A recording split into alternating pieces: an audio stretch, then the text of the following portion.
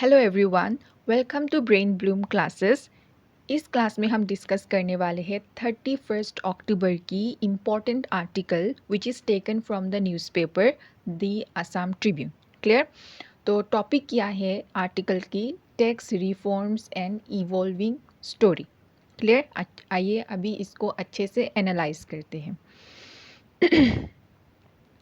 तो पहले हम GST goods and services tax की ओवरव्यू देखेंगे, ठीक है। लेकिन इसकी ओवरव्यू देने के आगे मैं आप लोगों को बेसिक लेवल से एक चीज़ बता देना चाहूँगी रिलेटेड टू टैक्स, ठीक है। तो टैक्स क्या है आप सब लोगों को पता है ना। टैक्स से क्या होता है, गवर्नमेंट के पास रेवेन्यू आता है, गवर्नमेंट के पास पैसा आता है ना। तो टैक्स भी दो प्रकार का होता है, एक होता है डायरेक्ट टैक्स और एक होता है इनडायरेक्ट टैक्स, ठीक है। अगर मैं बात करूँ डायरेक्ट टैक्स की डायरेक्ट टैक्सेस क्या होता है, जब हम लोग अपने इनकम से खुद गवर्नमेंट को कंट्रीब्यूट करते हैं ना, हम लोगों को पता है कि इतना देना ही पड़ेगा सरकार को, तो वो होता है डायरेक्ट टैक्सेस, ठीक है। फॉर एग्जांपल आप पकड़ सकते हो जैसे कि इनकम टैक्स, ओके।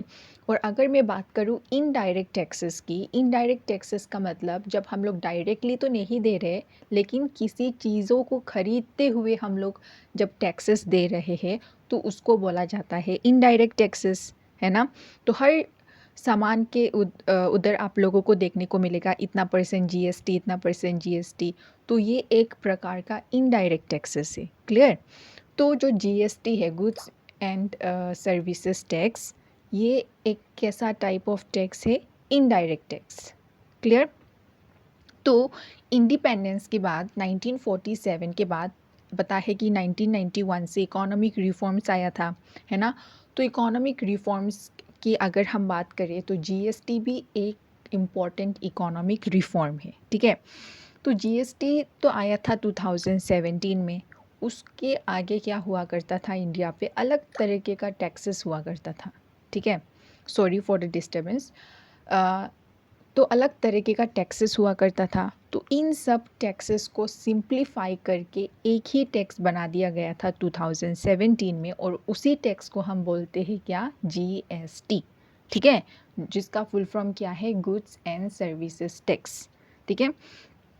इसका मेन गोल क्या है कि एलिमिनेट करना है कैस्केडिंग टैक्सेस, टैक्स के ऊपर टैक्स, टैक्स के ऊपर टैक्स, तो इस चीज़ को एलिमिनेट करना है। दूसरा है broaden द टैक्स बेस, है ना। और तीसरा है create a seamless internal market, ठीक है। ये मेन गोल है जिसके वजह से लाया गया है GST. Clear? Okay, moving on to the next slide. Next हम बात करते हैं कॉन्स्टिट्यूशनल एंड लेजिस्लेटिव फाउंडेशन, ठीक है।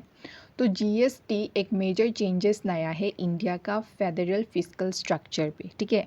तो जीएसटी हमारी कॉन्स्टिट्यूशन की कौन सी एक्ट से आया है? 101st, ठीक है। 101st कॉन्स्टिट्यूशनल अमेंडमेंट एक्ट से बनाया गया है क्या? जीएसटी। तो जीएसटी के अंदर भी आप लोगों को देखने को मिलेगा सेंट्रल जीएसटी, स्टेट जीएसटी और integrated GST for the inter state trade, ठीक है। तो जीएसटी से रिलेटेड एक जीएसटी काउंसिल भी होता है, ठीक है। ये कोऑपरेटिव फेडरल बॉडी है जो जीएसटी रेट्स सेट करता है और रूल्स। क्लियर? और जीएसटी काउंसिल पे हेड कौन होता है? फाइनेंस मिनिस्टर, है ना। तो कौन है हमारे फाइनेंस मिनिस्टर? कमेंट सेक्शन में बताइए। क्लियर? ठीक है। और कोई भी एक अमेंडमेंट, ठीक है, अगर कोई पास करना है हम लोगों को कोई अमेंडमेंट या, तो क्या होना पड़ता है? Consensus between centre and states, ठीक है। तो बेसिकली आप समझिए ऐसा कि जीएसटी काउंसिल में एक तो मेन हेड होता है चेयरपर्सन, फाइनेंस मिनिस्टर, और हर एक स्टेट का जो फाइनेंस मिनिस्टर होता है वो लोग मेंबर होते हैं जीएसटी काउंसिल का। तो वोटिंग के हिसाब से सेट किया जाता है टैक्सेस, ठीक है, रिलेटेड टू जीएसटी। और उसमें भी वोटिंग में भी मेजर शेयर किसका होता है? सेंटर का। क्लियर? ओके। अभी हम बात करते हैं नीट फॉर जीएसटी 2.0, ठीक है, जो इंट्रोड्यूस किया गया था 2025 में। बेसिकली ये रिसेंटली हुआ था सितंबर पे, है ना। तो देखिए, एक्चुअली जो जीएसटी का जो रेट्स है ना, अलग अलग रेट्स है, 5%, 18%, 28%, ऐसा ऐसा अलग अलग रेट से क्या हुआ करता था, इसको थोड़ा कम्प्लेक्स बना दिया गया था। ठीक है, तो इसको सिंप्लीफाई करने के लिए और रिड्यूस करने के लिए एनोमलीज पॉलिसी मेकर्स ने लाया है एक सिंप्लीफाइड जीएसटी रेट्स। ठीक है, और इसका मेन एम है कि रिलीफ देना है कंज्यूमर्स को during rising cost of living pressures. और मैंने बताया अभी थोड़ी देर आगे कि इसको इम्प्लीमेंट किया गया था सितंबर 2025। क्लियर? ओके। तो देखते हैं जीएसटी 2.0 की रिफॉर्म्स क्या हुआ है ना। तो आगे ओल्ड स्ट्रक्चर की अगर मैं बात करूँ, ओल्ड स्ट्रक्चर में कितना कितना परसेंट टैक्स स्लैब्स हुआ करता था, 0%, 5%, 12%, 18%, 28%। ठीक है, तो ये जो अलग अलग रेट्स है इनको सिंप्लीफाई करके दो ही स्लैब रखा गया, एक 5 और 18%। ठीक है, और एक क्या, ये एक स्लैब 5 एंड 18 कैटेगरी और एक 40%। ठीक है, तो ये प्रिंसिपल स्लैब्स है 5 एंड 18% और 40% जो है ये लग्जरी सीन गुड्स, ये सब मैं समझाती हूँ सिंपली। देखिए, जो हमारी डेली एसेंशियल्स है, हेल्थ केयर प्रोडक्ट्स है या मेडिसिन रिलेटेड, ठीक है, वो सब में अलग अलग टैक्सेस को सिंप्लीफाई करके 5 एंड 18% ही रखा है।